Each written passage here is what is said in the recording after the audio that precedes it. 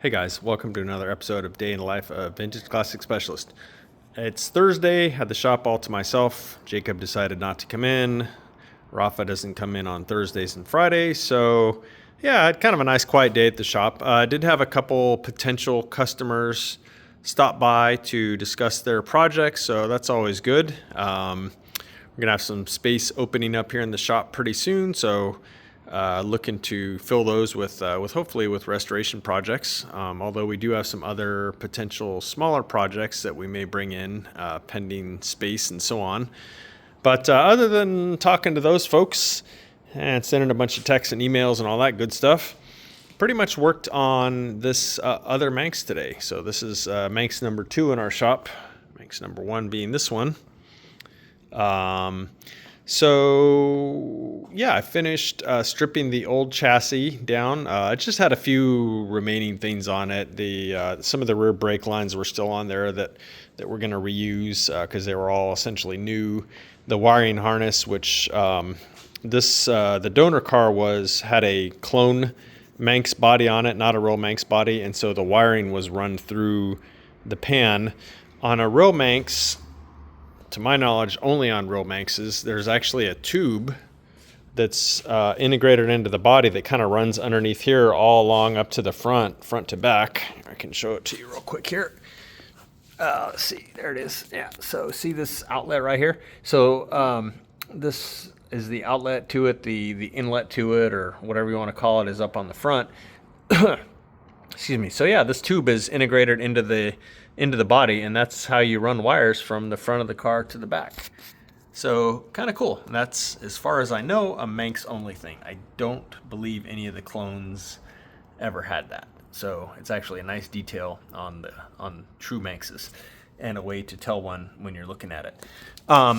Anyway, the donor car was not a real Manx, so the wiring was running through the old chassis. So I removed all that because the wiring was all still attached to the gauge cluster and all that, which we'll reuse all that stuff. I don't know if we'll reuse the wiring harness itself, but yeah, so finished stripping that stuff and then hauled that chassis out so it's not just in my way because I'm done with it, and then started preparing this chassis to reassemble. So one of the things on these newly powder coated chassis is you got to go and tap all the threaded holes. Otherwise, your life will be miserable when you go and try and assemble it, because trying to thread screws into holes that have powder coating in them is no fun and sometimes impossible. So yeah, when we get a new chassis like this on a build, first thing we do before we even think about bolting anything to it is go around and run a tap through, all these holes. There's holes all over the place that are tapped on these things. So yeah, if you're ever in a situation where you're building one on a freshly powder coated pan, do yourself a favor and spend the time and tap everything that's threaded on the chassis before you even think about assembling it. Make your life much easier. The other thing was I think I mentioned this before, was the front beam on the donor car, which of course we're going to reuse. It had some bumper of some sort on it, but it was definitely not a Manx bumper, which is this one that looks like this that you can buy from Manx. The mounts were just completely in the wrong place for this bumper, so I cut those off and ground the welds down, got it all looking nice, and then bolted the new mounts to the bumper, for alignment purposes, and got it all set in there the way I wanted it.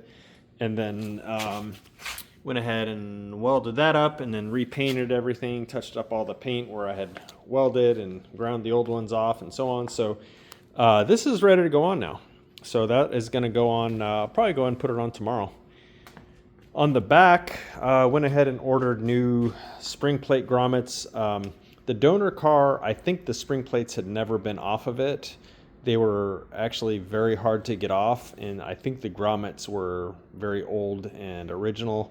So we're putting new ones in. I mean, we're going this far with it, so why would we use 50 or 60 plus year old grommets on the rear suspension? It makes no sense. So once those come in, I will assemble the spring plates on here, and then pretty much at that point, this whole drivetrain can go right in. So hopefully that'll happen tomorrow if the parts come in a timely manner, at least. And so that's kind of exciting. This thing will go back together, probably mostly be back together by the end of tomorrow if I work on it all day and my parts come in not too late in the day. Then yeah, slap this thing together. And then he's going to bring the body over at some point, hopefully, and we'll build him a buggy. So there you go. So that was pretty much my day. But as usual, there's more going on here than necessarily happens in the confines of my shop.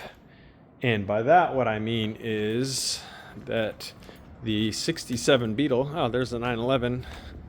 Hey, 911, I'll give you some love soon here, hopefully. So, the 67 Beetle project got some primer today. Look at that. Yeah. So, kind of the first coat of primer here. It's not by any means the last coat of primer. You see there's a lot of things he didn't even sort of bother with. Mainly just kind of like the exterior body areas. He wanted to go ahead and get a first coat on there, and then he'll start kind of blocking from there. And then eventually, you know, all this stuff will get primered and so on. You know, under the dash, he didn't really bother with there. It's more the areas that are going to need a lot of attention to detail, blocking, you know, doors, quarter panels, fenders, stuff like that. So there will be many more coats of primer to come, and you know, all these areas like this will be primed at some point. But yeah, so this is kind of exciting. This car is moving right along. So we have had this car, I think, exactly a month. I think it came on the 5th. It might have been the 4th of last month. And already the, you know, it's in primer. So like I always say, we don't mess around here. We like to keep these cars moving, and we're doing complete restorations for the most part in about a year, including paint and body. So yeah, I'm very happy with how this is coming out. Our guy's doing a really good job here. This thing's gonna look amazing. So there you go, guys.